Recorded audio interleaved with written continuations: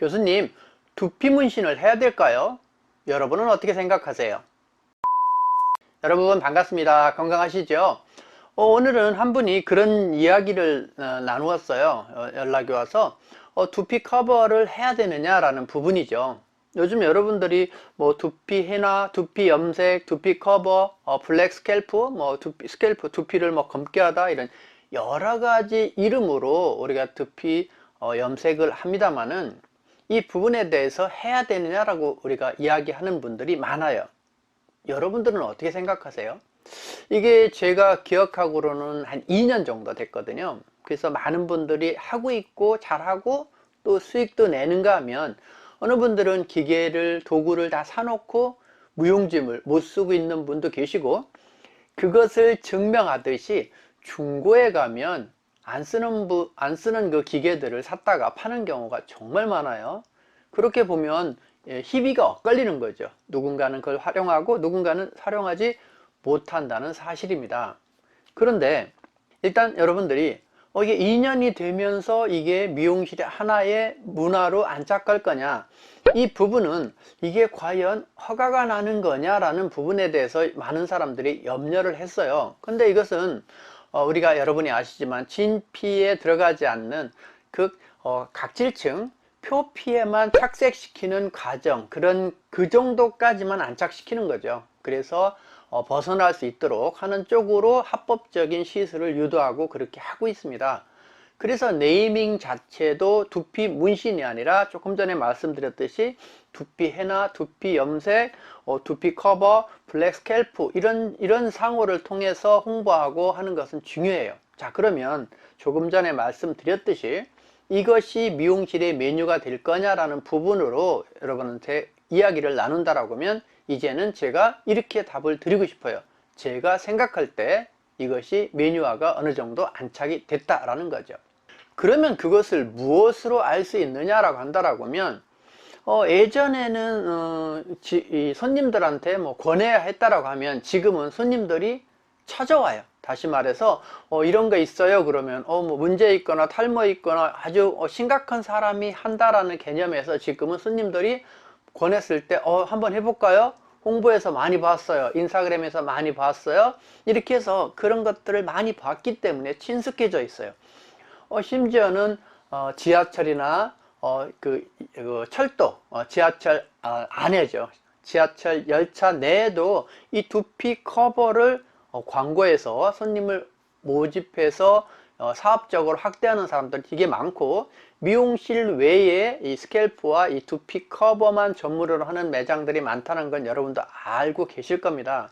그래서 여기에 대해서 반반이지만 잘 하시는 분들은 정말 잘하고 있다. 특히 제가 늘 얘기하지만 홍보 능력이 있어서 이거를 필요로 하는 사람들을 모아서 모을 수 있는 모객 능력이 있다라고 하면 이것은 반드시 해야 됩니다. 근데 미용실이 전문 센터와 다른 점은 기존 손님들의 어떤 부분, 아주 심하게 얘기하면 어떤 사람이 어려서 다쳐갖고 구멍이 났어요. 그러면 그것을 커버해 준다는 것은 이것은 스타일 면에서 아주 중요한 부분이죠. 그런 부분은 우리가 커버를 해줘야 됩니다. 이상할 정도로 앞머리가 넓게 벗겨져서 나이가 먹는다고 한다라고 하면 내가 다운펌 다른 스타일과 맞물려서 스타일을 변화주는, 즉 동안으로 바꿔주는 과정이라고 한다라고 하면 그것은 어떤 것보다도 고객 만족이라는 측면에서 이것을 도입할 건가라는 부분을 여러분이 한번 검토를 해 보셔야 됩니다. 즉 내가 시술하는 부분의 한 파트로 연결한다라는 부분이죠. 그럼 이 부분을 우리가 커트하고 연결해서 그때마다 커버링을 해주고 거기에서 일정 비용을 받는다든지 이런 부분으로 연결할 수도 있다라는 이야기입니다. 그래서 일단은 여러분이 홍보 능력이나 홍보에 대한 자신감이 있다라고 하면 꼭 하셔도 괜찮을 거라는 이야기를 합니다. 두 번째는 여러분이 손님이 너무 많아요. 다시 말해서 저가샵에서 손님을 어떤 공간이 없는 상태에서 하기에는 좀 어려움이 있습니다. 그래서 이 부분도 조금 고가로 받으면서 편안하게 힐링의 개념으로 갈 건지, 아니면 내가 손님이 많아 갖고 정신없어서 못하는 개념으로 갈 건지라고 정해진다라고 한다라고 하면 여러분이 약간 고객에 대한 여유 시간이 있는 사람, 즉 객단가 위주로 샵을 운영할 그런 분들은 이 방법이 좋을 수 있다는 겁니다. 다시 정리하면 고객 수가 많지 않아서 적은 수로 고객의 객단가를 높인다고 한다라고 하면 여러분도 이미 아시겠지만 그때는 정해진 고객에서 많은 메뉴를 권해서 그분들이 선택해서 할 수 있는 선택의 선택권을 주셔야 됩니다. 그럴 경우에는 여러분들이 메뉴를 조금 다양화하는 것은 미용실 마케팅 전략에서 중요한 요소라는 겁니다. 특히 직원이 너무 많아서 이런 것들을 할 수 있는 공간이나 시간이 없는데 하기는 좀 어려움이 있다라는 거죠. 그래서 공간이라는 부분을 여러분이 잘 봐야 된다라는 부분입니다.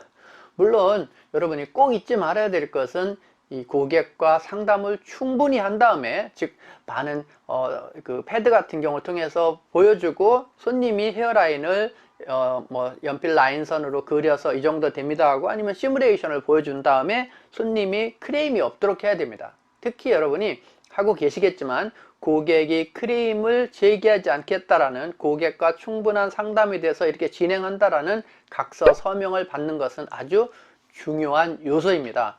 특히 단골 고객이 아니고 고객을 모객해서 진행할 경우에는 그런 부분을 철저히 지켜야 된다라는 부분입니다. 그래서 실질적으로 고객을 잘하는 분도 계시지만 일정 부분들은 모객을 통해서 고객을 뭐라고 할까요? 창출하는, 그러니까 그동안 동네 손님이 아니라 멀리에서 찾아오는 고객을 만드는 것으로써 이 미용실의 객단가를 올리는 작업도 할 수가 있습니다. 그래서 여러분이, 제가 늘 앞에 방송에서도 말씀드렸지만 어떤 고객이 단지 예뻐지려고 하는 것이 아니라 고객이 자기가 갖고 있는 컴플렉스를 극복하거나 컴플렉스가 있을 때 그거를 커버하는 그런 시술은 객단가가 높거나 전문적으로 잘한다고 한다라고 하면 이것이 시장성이 있습니다. 그래서 이제 이 메뉴는 고객이 찾기 시작한 메뉴이다. 그래서 여러분이 조금 연습이 부족했다든지 기계를 사놓고 등한시하신 분들은 다시 한번 이거에 집중해서 여러분이 이게 공략을 해보시는 것도 괜찮을 거라는 겁니다. 물론 이거에 대한 선택은 여러분이 모두 스스로 하셔야 됩니다. 그래서 이것이 문화가 돼 있다. 그래서 여러분들이 홍보와 또 시간적 여유, 고객을 차별화할 수 있는 방법으로 선택한다라고 하면 여러분 중에는 선택해서 할 수 있는, 해야 되는 사람이 분명히 있을 거다. 그래서 그거에 대해서 고민하시는 분은 이 영상을 통해서 여러분이 어떤 기준을 정하는, 마음을 결정하는 영상이 되었으면 해서 오늘 영상을 준비했습니다. 늘 건강하시고 행복하시기 바랍니다. 감사합니다.